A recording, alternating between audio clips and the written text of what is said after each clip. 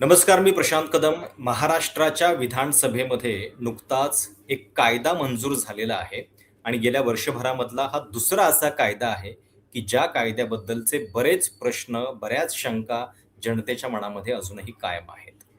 धर्मस्वातंत्र्य अधिनियम 2026 असं या कायद्याचं नाव आहे. म्हणजे खरं तर नाव ऐकल्यानंतर तुम्हाला प्रश्न पडेल, की धर्मस्वातंत्र्य इतक्या वर्षानंतर म्हणजे बाबासाहेब आंबेडकरांनी आपल्याला दिलेलं नेमकं काय होतं मग?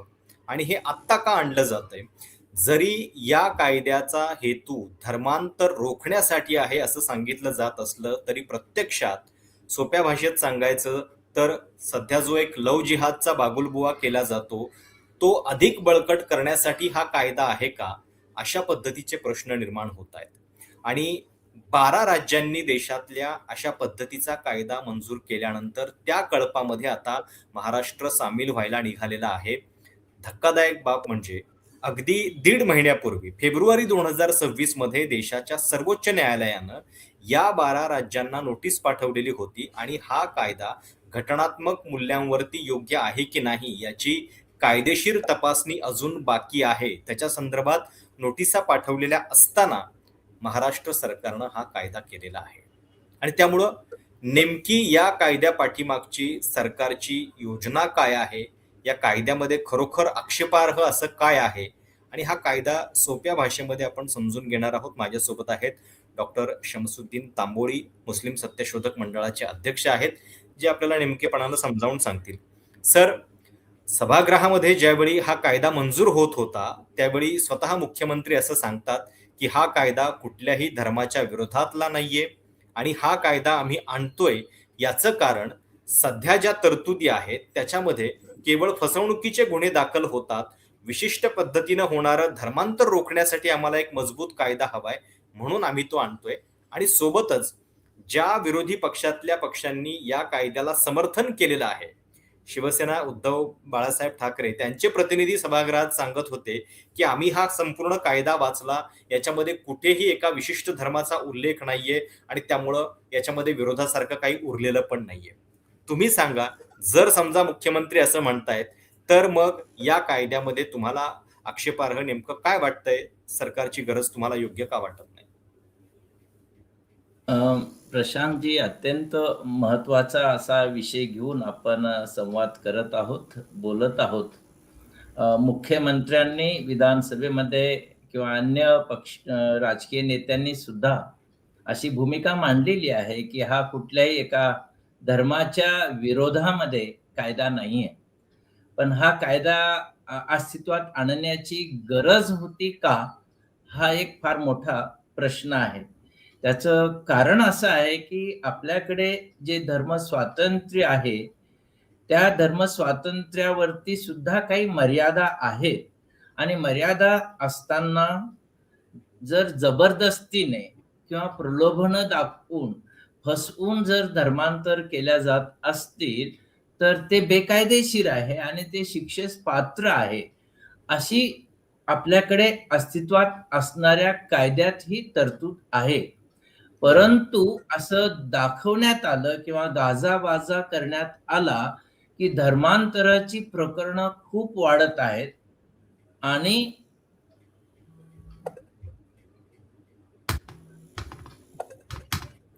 बेनजीर, सॉरी, मध्येच फोन आला. अच्छा, अच्छा. नाही, ठीक आहे. कट करू आपण. हां. त्याच्या तुम्ही पुढे बोलू थोडंसं ना? हां, हां. थोडंसं आणि लेफ्टला या तुमच्या राइटला या. बरोबर. मध्ये या म्हणजे कट होणार नाही. तुमच्या राइटला. हां, बरोबर. हे येस. ठीक आहे. बोला. बोला. हे मी कट करून घेतो एडिटमध्ये. हा, आता ठीक आहे. हो, हो. हं. अ, मुख्यमंत्र्यांनी असं सांगितलं, की हा कुठल्याही एका धर्माच्या विरोधात कायदा नाहीये. हं. परंतु प्रश्न असा, की हा कायदा अस्तित्वात आणण्याची गरज खरोखरच आहे का? किंवा ज्या पद्धतीने प्रतिपादन करण्यात आलं, की हं. जबरदस्तीने धर्मांतर करणाऱ्यांची संख्या खूपच वाढत आहे आणि अस्तित्वात कायद्यांच्या मध्ये फारशा अशा तरतुदी नाहीत, की ज्याच्यामुळे हे नियमन करता येईल. हं. परंतु हे जे प्रतिपादन करण्यात आलेलं आहे, त्यासाठी काही अभ्यास झालेला आहे का? बरोबर. संशोधन झालेलं आहे का? काही आकडेवारी देण्यात आलेली आहे का? तर नाही आहे. या उलट अशी पार्श्वभूमी मात्र तयार करण्यात आलेली होती, की तुम्ही जो उल्लेख केला ते 12 हो. राज्यामध्ये आणि महाराष्ट्रात सुद्धा अ, जन आक्रोश मोर्चे काढून असेल किंवा पती आणि नवविवाहित असतील, तरुण-तरुणी असतील, ज्यांना लग्न करायचं आहे, तर असे विषय हातात घेऊन एक फार मोठं एक सामाजिक तणावाचं वातावरण निर्माण करणं आणि गाजावाजा करणं. आणि हे हं. गाजावाजा करत असताना सातत्याने लव्ह जिहाद नावाची एक कपोलकल्पित संकल्पना पुढे आणल्या गेलेली आहे.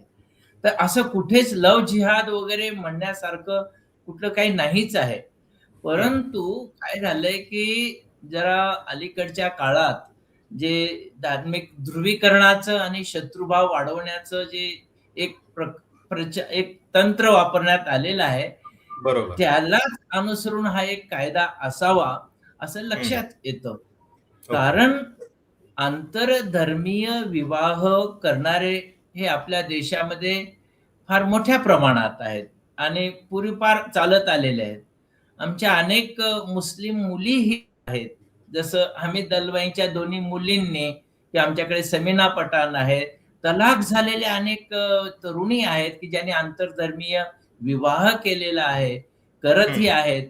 तेव्हा हे फक्त मुस्लिम तरुण असतात आणि मुली मात्र हिंदूच असतात असंही नाहीये. तर ज्या बरोबर. पद्धतीने एक हिंदू समाजामध्ये गाजावाजा करण्यात येतो, की मुस्लिम मुलं मुस्लिमेतर मुलींना गळी हं. उतरवतात वगैरे, तसं मुस्लिम समाजामध्ये सुद्धा असं एक वातावरण करण्यात आलेलं आहे, की अपने लड़कियों को भगा कर ले जाकर उनसे शादी करे. तो हं. वगैरे, वगैरे हे दोन्ही धर्मातून धर्मांध बरोबर. जे लोक कट्टर इथे लोकं आहेत. आलेले आहेत. बरोबर. नाही आणि बरं. सगळ्यात महत्त्वाचं म्हणजे अ, या कायद्याचा हेतू म्हणजे धर्मांतर रोखण्यासाठी आहे असं दाखवलं जातंय. आता जबरदस्तीनं होणाऱ्या धर्मांतराच्या विरोधात कुठलाही विवेकी नागरिक असेलच. म्हणजे आपल्या घटनेनं धर्मस्वातंत्र्य दिलेलं आहे. जबरदस्तीनं धर्मांतर करून घेण्याचं स्वातंत्र्य कुणाला दिलेलं नाहीये. हे सगळ्यांनाच पटेल. पण प्रश्न हा आहे, की या कायद्यामध्ये प्रत्यक्षात धर्मांतर रोखण्याच्या नावाखाली ही जी आंतरधर्मीय लग्नांची जी काही पद्धत आहे किंवा जी सौहार्दानं होऊ शकतात, ती रोखण्यासाठी अशा काही गोष्टी आणलेल्या आहेत. म्हणजे कायद्यातल्या गोष्टी जर आपण वाचल्या, की हं, हं. कोणीही नातेवाईक जो आहे तो कंप्लेंट करू शकतो. त्याच्यानंतर पोलीस स्वतःहून सुमोटो दखल घेऊ शकतात. जे कोणी साक्षीदार असतील त्यांना सुद्धा याच्यामध्ये दोषी धरलं जाईल. म्हणजे उद्या जर अशी कुठली म्हणजे संमतीनं परस्परांच्या जरी विवाह होत असतील, तरी सुद्धा त्याला मदत करायला कोणीही पुढे येऊच नये. म्हणजे जणू काही यांनी सापळा रचून ठेवलेला आहे, की तुम्ही आता करून दाखवा आंतरधर्मीय विवाह. कसे करता बघू. अशा पद्धतीची कलमं या सगळ्या कायद्यामध्ये दिसतायत आणि ते जास्त धोकादायक आहे. हां. पण एक इथे मी सांगू इच्छितो ते असं, की मुस्लिम सत्यशोधक ही जी आमची चळवळ आहे, ते हो. आंतरधर्मीय विवाह करणाऱ्याला समर्थन करत असते. त्यांच्या पाठीशी राहत असते आणि त्यांचा सहकार्य करत असते. पण बरोबर. आमची हं. अट अशी असते, की कुठल्याही पद्धतीचं धर्मांतर न करता आपण हं. विशेष विवाह कायदा, ज्याला स्पेशल मॅरेज ॲक्ट 1954 चा आहे, त्या अंतर्गत विवाह झाले पाहिजेत अशी आपली भूमिका आहे. बरं. कारण पण म्हणजे असं आहे, की धर्मांतर न करता सुद्धा असे विवाह करता येऊ शकतात. हां आणि त्यासाठीच स्पेशल मॅरेज ॲक्ट आहे. विशेष विवाह कायदा आहे, की म्हणजे धार्मिक कायदे बाजूला ठेवून आंतरधर्मीय असतील, आंतरजातीय असतील, हं. अशा विवाहितांना आपापली जात, आपापला धर्म कायम ठेवून आपण असे विवाह करू शकतो. अगदी मला तुम्हाला सांगायला आवडेल, की आम्ही मुस्लिम सत्यशोधक मंडळ मुस्लिम व्यक्तिगत कायद्यात सुधारणा आणू इच्छिते किंवा तलाकचा प्रश्न आहे, बहुपत्नीत्वाचा प्रश्न आहे.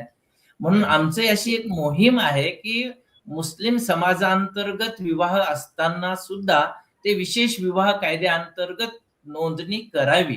तसं बरं. केल्यामुळे त्याला तोंडी तलाकचा अधिकार राहत नाही, दुसरं लग्न करण्याचा अधिकार राहत नाही किंवा हे जे आपल्याकडे जे सेक्युलर कायदे आपण ज्याला आपण म्हणूया, ते सगळे कायदे लागू होतात. तर मुस्लिम मुलींना संरक्षण मिळावं म्हणून आपण स्पेशल मॅरेज ऍक्टचा वापर करतो. तसंच आंतरधर्मीय विवाह करताना सुद्धा स्पेशल मॅरेज ऍक्टचाच आपण आग्रह धरतो, कारण त्यामध्ये धर्मांतर करण्याची गरज नसते. पण बरं. अलीकडे गेल्या वर्षभरामध्ये असे अनुभव आले की स्पेशल मॅरेज ऍक्ट करणारे ही जी जोडपी असतात, ते जेव्हा ऑनलाईन अर्ज करतात, तेव्हा त्यांचे अर्ज व्हायरल करण्यात येतात. बरं. लोकांपर्यंत पसरतात आणि मग ते नातेवाईक त्यांची दडपण आणतात किंवा आपल्याकडे जे तथाकथित धर्मरक्षक असे ज्या संघटना आहेत दोन्ही समाजातल्या, हं, हं, ते हं. त्यांना अडथळे आणतायत आणि दबावाचं वातावरण करून डिस्करेज करणं, नाउमेद करणं हेही बरोबर. प्रकार वाढत आहेत. आणि म्हणून हं. मला असं वाटतं, की आंतरधर्मीय विवाह हा स्पेशल मॅरेज ॲक्ट पद्धतीनेच व्हावेत आणि तसं झाल्याने धर्मांतराची गरज नसते. बरोबर. पण अशा विवाहांना सुद्धा धर्मवादी लोक आक्षेप घेत असतात आणि नाही ते आणि सुद्धा लव्ह जिहाद आहे असं म्हणतायत. बरोबर. नाही आणि या कायद्याची जर आपण एकूण रचना बघितली, तर त्याच्यामध्ये असं सरकारनं गृहीत धरलेलं आहे, की सज्ञान महिलांना सुद्धा त्यांचे निर्णय बहुधा घेता येत नाहीत किंवा त्या तशा योग्य निर्णयासाठी सक्षम नाहीयेत आणि त्यांच्या वतीनं हे जे कुटुंबीय आहेत, नातेवाईक आहेत, कधी-कधी पोलीस हे जणू त्यांना योग्य निर्णय घेऊ शकणार आहेत. अशा पद्धतीची ही सगळी रचना याच्यामध्ये दिसते. म्हणजे उद्या एखाद्या सज्ञान महिलेनं आपल्या पसंतीनुसार दुसऱ्या धर्मातला जोडीदार निवडायचं ठरवलं, तर त्याला सुद्धा इतक्या अडथळ्यांची शर्यत पार पार करावी लागणार आहे, हे याच्यामध्ये दिसतंय. अगदी बरोबर आहे. कारण असं आहे, की असे विवाह करणारे जी जोडपी आहेत, तरुण आहेत, हं, त्यांच्या डोक्यामध्ये धर्म वगैरे असं काही नसते. ती अस्सल प्रेमाची भावना असते. हं, आणि आपण निवडणुकीचा अधिकार आहे, त्यांना सज्ञान असं आपण म्हणतो. सगळं काही अ, संविधानात्मक अधिकार आहेत. असं असताना सुद्धा जे पालक जे पारंपरिक असतात आणि तरुण मुलं शिकलेले, आधुनिकतेत वाढलेले, ते आधुनिक विचाराचे असतात. आणि म्हणून पारंपरिकता आणि आधुनिकता यांच्यामध्ये संघर्ष करणं, संघर्ष हं. लावणं आणि मग अनेक ठिकाणी पालकांची संमती असलीच पाहिजे अशी अनिवार्यता करणं, म्हणजे पालक हे पालक न राहता त्यांना मालकाच्या भूमिकेमध्ये घेऊन जाण्याचा एक प्रकार आहे. पण हं. मला या ठिकाणी प्रशांतजी एक मुद्दा सांगायचा आहे, की आता अलीकडे सिंगल राहणं, लग्न न करता राहणं, अशांचंही प्रमाण खूप वाढलेलं आहे. आणि आता असंच होणार आहे. अ, आणि तरुणी एकमेकावरती प्रेम करतील, ते एकत्रही राहतील, पण लग्न न करता राहणार आहेत आता. कारण हो. लग्न करताना जे अडथळे येणार आहेत, त्या हं. अडथळ्यापासून, त्या भीतीपासून दूर राहण्यासाठी लग्नच करायचं नाही, पण आपण लग्नाच्या लग्नाचं आयुष्य आहे, तो आनंद आहे बरोबर. तसं. कारण आपल्याकडे आता विवाह न करता मातृत्व हो. सुद्धा कायदेशीर होऊ घातलेलं आहे किंवा हं, हं. वडिलांचं नाव लिहिण्याची सुद्धा आवश्यकता नाही आहे. तर अशा बरोबर. परिस्थितीमध्ये असे नवीन कायदे आणून आपण नवीन प्रश्न निर्माण करत आहोत.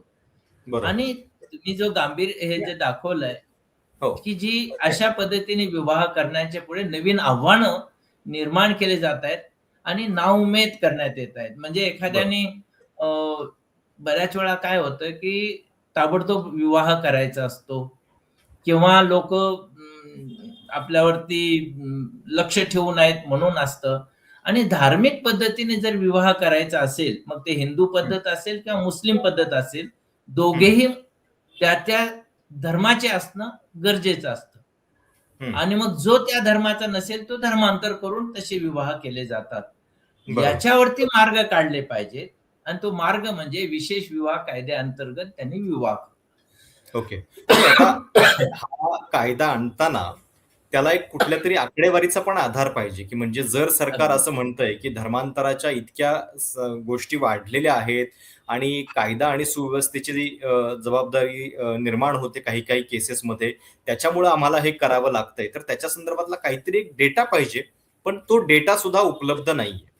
ज्या पोलीस महासंचालकांच्या समितीनं या संदर्भातला एक रिपोर्ट दिला आणि त्या रिपोर्टच्या आधारावरती सरकार असं म्हणतंय की आम्ही हा कायदा करतोय त्यांच्या हं. शिफारशीनुसार. तर मुळात अशी काय परिस्थिती आहे आपल्या आजूबाजूला, आपल्याला आकड्यांमधून कळलं पाहिजे की हे अशा पद्धतीचं भयान वास्तव आहे. म्हणजे पूर्वीच्या काळी ते विहिरीत पाव टाकून धर्मांतराच्या गोष्टी होत होत्या ब्रिटिशांच्या काळामध्ये, नंतर होत असतील. पण आता त्या होतायत का?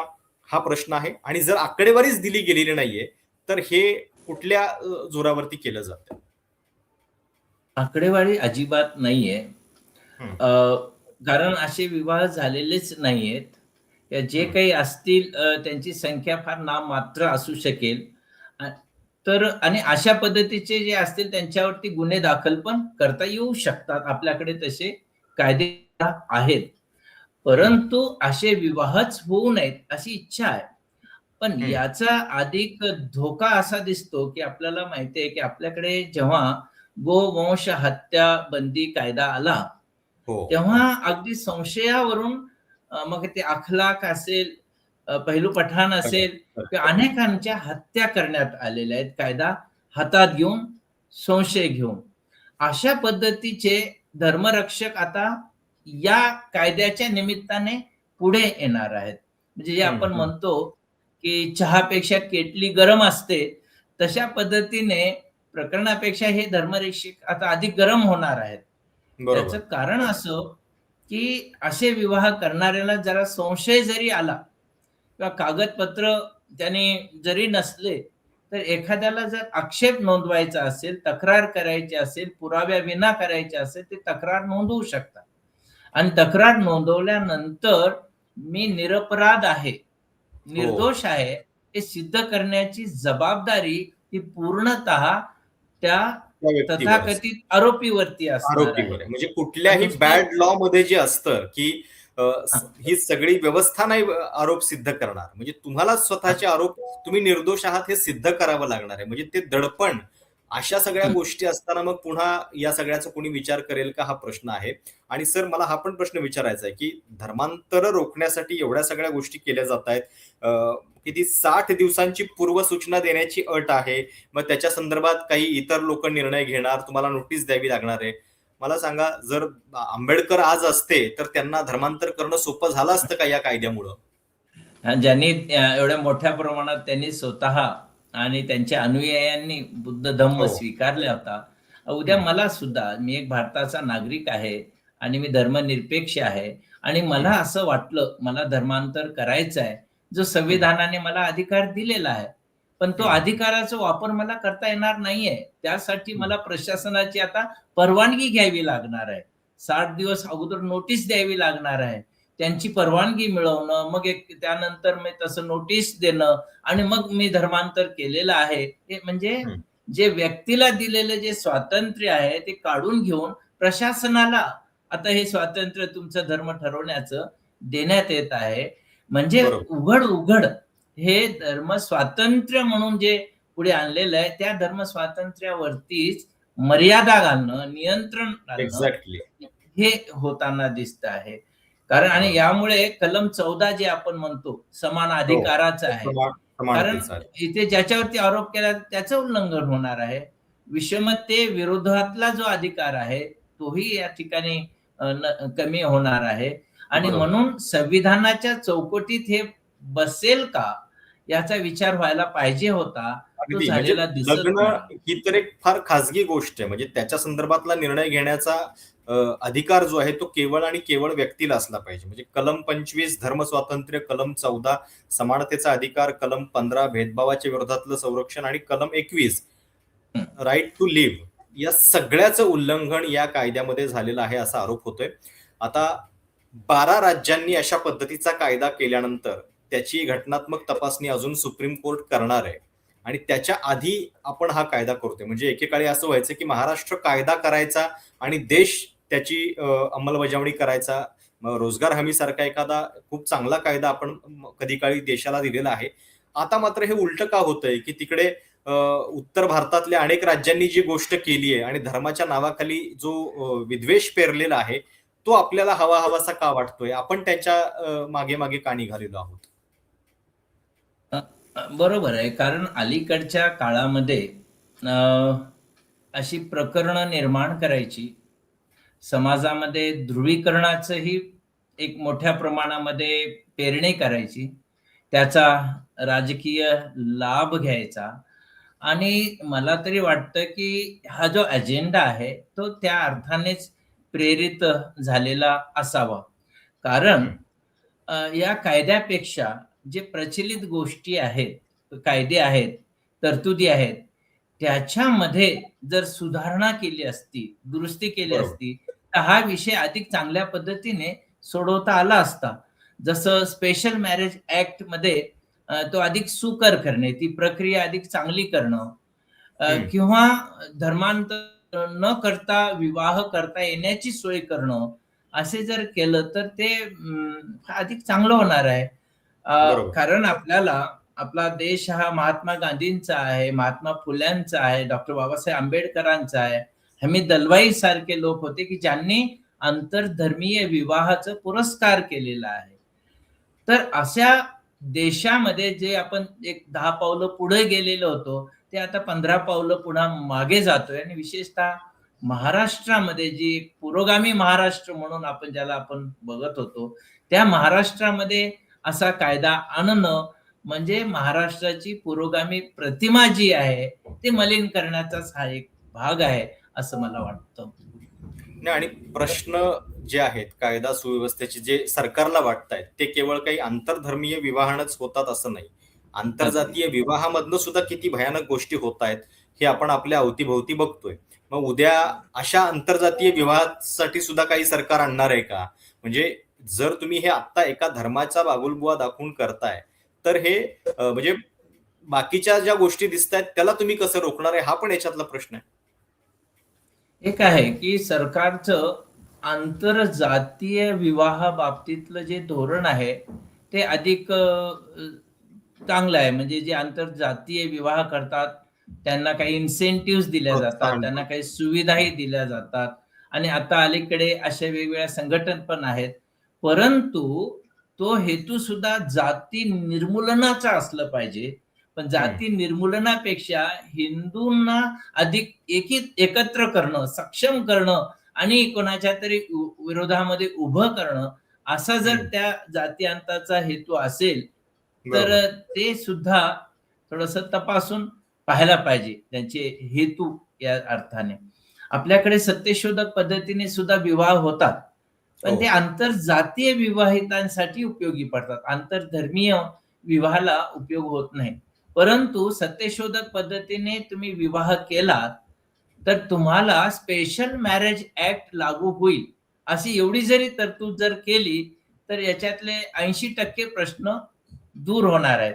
म्हणजे हिंदू हं, आणि मुस्लिम असं जोडपं असेल आणि सत्यशोधक पद्धतीने त्यांनी विवाह केला, तर स्पष्ट असे विवाहांना स्पेशल मॅरेज ॲक्ट लागू होईल. एवढं जरी आपण कायद्यामध्ये बदल केलं, तर धर्मांतर होणारच नाहीत आणि धर्मांतर न होता जोडीदाराची निवड करणं, हा हं. जो मूलभूत अधिकार आहे, कलम 21 प्रमाणे, ते नीट पद्धतीने लोकांना, तरुणांना वापरता येईल. पण हं, दुर्दैवाने असं होणार आहे, की या भीतीमुळे, हं. या पद्धतीच्या वातावरणामुळे अ, आता विवाह न करता एकत्र राहणाऱ्यांची संख्या वाढण्याची जास्त शक्यता आहे. लिव्ह इन सारखे प्रकरणं अधिक हं. वाढतील आणि जे समाज स्वास्थ्यासाठी किती योग्य आहे, अयोग्य आहे, हा अजून पुढचा बरोबर. वेगळा संशोधनाचा विषय होऊ शकतो. कारण विवाह न करता मातृत्व असणं, विवाह न करता एकत्र राहणं, याला काही अजून बंधनं नाहीयेत आपल्याकडे. हं, हं, मला हं. वाटतं आंतरधर्मीय विवाहाकडे अशा गुन्हेगारी पद्धतीने पाहण्याच्या ऐवजी किंवा त्याचे क्रिमिनलायझेशन करण्याच्या ऐवजी त्याला अधिक सकारात्मक स्वरूप देणं, यासाठी जर शासनाने प्रयत्न केले असते, तर ते आपण अधिक 2 पावलं पुढे गेलो असतो आणि संविधानाला अपेक्षित असणारा धर्मनिरपेक्ष एकात्म समाज निर्माण करण्यासाठी याचा वापरही झाला असता. पण हे जे सर्वसामान्यांना लव्ह जिहादची भीती, बागुलबुवा दाखवला जातो, त्याचं नेमकं वास्तव काय आहे? म्हणजे सभागृहातल्या चर्चेमध्ये भाजपच्या काही आमदारांनी हे पण सांगितलं, की लव्ह जिहाद हा शब्द जो आहे, तो सुद्धा आम्ही नाही आणलेला. केरळमध्ये हं, डाव्यांनी आणलेला आहे आणि त्यांनी ही संकल्पना जी आहे ती कॉइन केली. तर खरोखर लव्ह जिहादच्या घटना इतक्या धोकादायक आहेत का? समाजामध्ये त्या इतक्या वाढत चाललेल्या आहेत का? आणि अशा पद्धतीने हिंदू मुलींना टार्गेट करून त्यांचं धर्मांतर होतं का? वास्तव काय आहे? नाही, यामध्ये मला तरी असं दिसून येतं, की राईचा पर्वत केलेला आहे किंवा पराचा कावळा केलेला आहे. त्याचं हं, कारण असं आहे, की एकतर असे विवाह करणाऱ्यांची संख्या कमी आहे हं, आणि त्याचबरोबर लव्ह जिहाद ही संकल्पना मुस्लिम समाजातून तरी आलेली नाहीये किंवा असं काहीतरी तुम्ही केलं पाहिजे. म्हणजे ओरिजिनल याचं जे झालं, तर मग परदेशामधून तरुणांना पैसे पाठवण्यात येतात. त्या पैशांच्या जोरावरती मुलींना प्रेमात पाडण्यात येतं, मैत्री केली जाते आणि मैत्री करता करता मग त्यांच्याशी विवाह केले जातात. मग त्यांना कन्व्हर्ट केलं जातं आणि याच्यामुळे मुस्लिमांची संख्या सुद्धा, लोकसंख्या ही वाढवण्यात येते. म्हणजे लव्ह जिहाद हा धर्मांतरासाठी आणि लोकसंख्या वाढवण्यासाठी आहे, असा एक इस्लामिक फोबिया ज्याला आपण म्हणू, तो हं, मुस्लिम फोबिया निर्माण करण्यासाठी वापरण्यात आलेली, कॉइन्ड केलेली ही संकल्पना आहे. आणि हं, जिहाद हा शब्द सुद्धा याच्यामध्ये बदनाम केलेला आहे. आणि म्हणून हं. करोना काळामध्ये सुद्धा करोना जिहाद असेल, अशाच बरोबर. पद्धतीने वेगवेगळ्या म्हणजे लँड जिहाद असेल, हे असं हे करून मुस्लिम समाजाला लक्ष्य करणं. हं, कुठलीही अपप्रवृत्ती असेल, गुन्हेगारी हं. असेल, बेकायदेशीर असेल, तर त्याला शिक्षा व्हायला पाहिजे.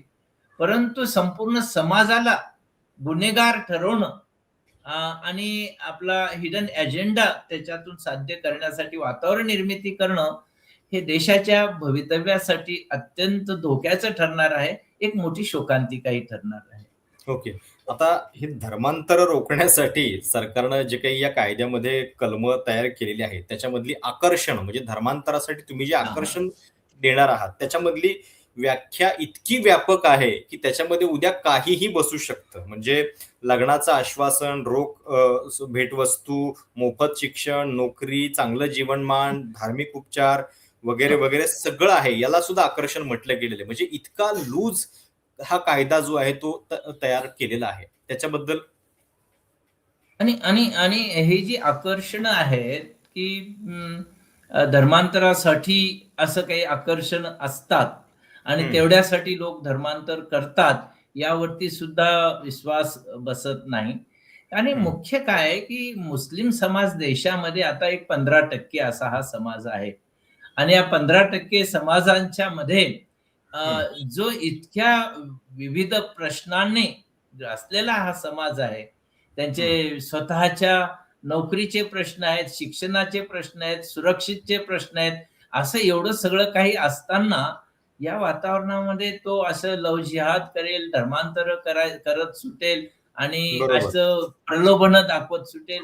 हे जे सगळं दाखवण्यात आलेलं आहे, तो हं, मला वाटतं की एक निराधार आहे हं, आणि शत्रुभाव वाढवणारा आहे. तर हे काही याला वास्तवाची काही किनार आहे असं तरी मला वाटत नाहीये. एखाद ओके. दुसरं प्रकरण जे आहे, ते आता आणखीन मला इथे सांगावसं वाटतं. एका बाजूला धर्मांतर विरोधी कायदे आणण्याचा प्रयत्न होतोय आणि दुसऱ्या बाजूला हीच मंडळी घर वापसी करण्याचे सुद्धा प्रयोग करत असतात. घर वापसी हं, म्हणजे तुम्ही पूर्वाश्रमीचे हिंदूच होता. आता तुम्ही अशी परिस्थिती आहे. मग तुम्ही हिंदू धर्मामध्ये परत या. आणि हं, अशा पद्धतीच्या मोहिमा सुद्धा त्या काही आजच्या नाहीयेत. हं, शुद्धीकरण करून घेणं आणि हं. अशांना घर वापसी करायला लावणं, हा सुद्धा एक अजेंडा वापरण्यात आलेला आहे.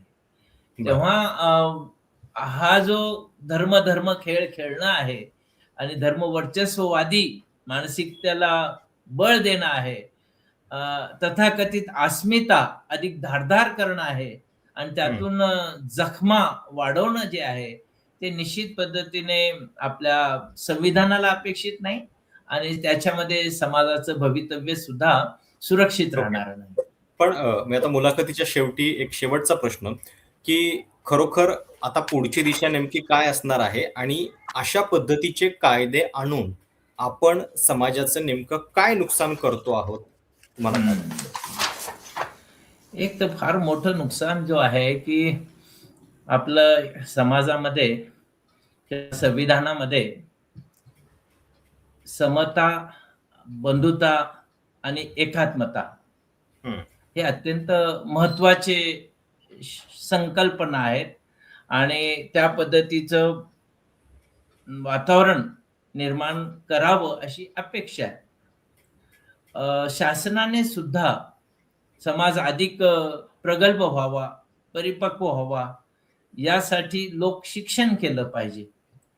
पण शिकलेला समाज निर्माण करण्यापेक्षा ज्या समाजातल्या प्रचलित श्रद्धा आहेत, अंधश्रद्धा आहेत, संकुचित विचार आहेत, त्याचं लोकानुनय करणं आणि बरोबर. लोकानुनय करून त्यांना बळ देणं आणि त्यांना प्लीज आणि मताचं राजकारण निर्माण करणं, असं हे सगळं होत आलेलं आहे.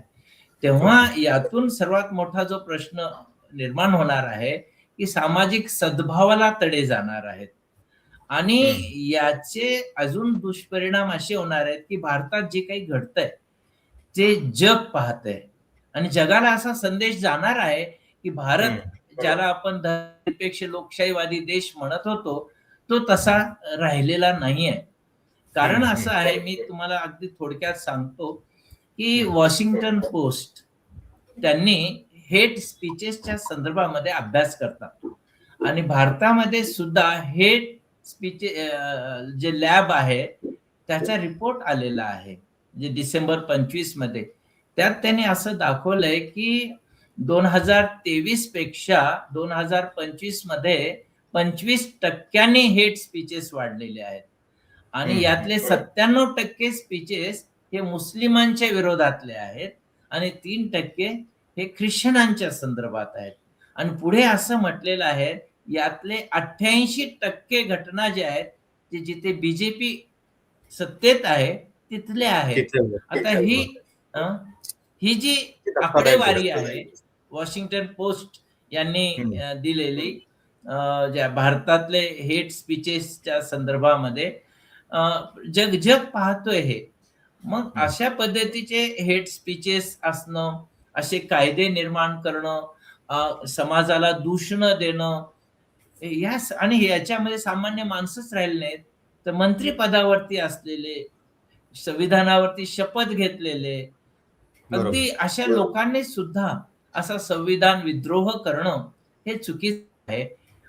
आपल्या शॉर्ट टर्म, ज्याला लघु अशा राजकीय लाभासाठी समाजाचा बळी देणं, एकोप्याचं बळी देणं, हे चुकीचं आहे आणि म्हणून आपण पुढे जायच्या ऐवजी मागे जातोय की काय, अशी शंका येते. मला तरी अ, विनंती करावीशी वाटते, की यानंतर पुढच्या काळामध्ये अ, अनेक संघटना पुढे येतील आणि हं, याचा निषेध करतील.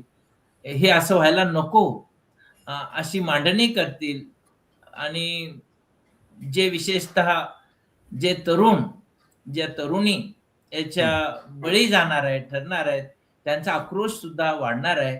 शेवटी हा जो कायदा आहे, महिलांच्या विरोधात वापरला जाईल, अल्पसंख्याकांच्या विरोधात वापरला जाईल, आदिवासी समाजाच्याही विरोधामध्ये बरोबर. हे वापरला जाईल आणि म्हणून अ, अ, हे संविधानाच्या चौकटीत बसेल का? कारण सुरुवातीला बरोबर. तुम्ही जो उल्लेख केला, 12 राज्यात हे केलं गेलं. हो. आणि त्याच्या विरोधामध्ये याचिका दाखल झाल्या. सर्वोच्च न्यायालयाने या 12 राज्यांच्या शिवाय युनियन गव्हर्नमेंट, केंद्र शासनाच्या न्याय आणि कायदा विभागालाही नोटीस पाठवलेली आहे, स्पष्टीकरण हं, हं, मागवलेले आहेत आणि हे एका बाजूला चालू असताना महाराष्ट्र शासनाने पुढाकार घेऊन हा कायदा आणलेला आहे. मला हं, असं वाटतं, की महाराष्ट्र शासनाने समान नागरी कायद्यासारखे विषय हाताळले असते. हं, यामध्ये समान अधिकार महिलांना मिळाले असते आणि हं, यातून अनेक प्रश्न जे पुढे आलेले होते ते दूर झाले असते. तर हं, या बाबतीमध्ये फक्त आपण बोलतो, पण हं. प्रत्यक्षात काही करत नाहीत आणि जे बरोबर. नाही ते पुढे आणून आपण काहीतरी करतोय. म्हणजे समाजाची ही दिशाभूल होते.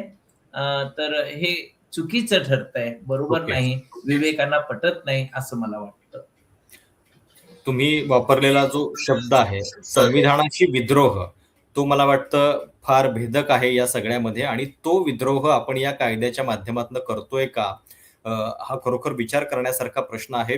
अ, धन्यवाद सर, तुम्ही या कायद्याबद्दल इतक्या सविस्तरपणे चर्चा केलीत त्याबद्दल आणि त्यामुळं हा कायदा नेमका काय आहे, कशासाठी तो आणला जातोय, सरकारचे काही छुपे हेतू सुद्धा या निमित्तानं उघड झाले. अ, ही चर्चा तुम्हाला कशी वाटली प्रेक्षक म्हणून त्याच्याबद्दलच्या तुमच्याही कमेंट्स आवर्जून कळवा. चॅनल सबस्क्राईब करायला विसरू नका. धन्यवाद.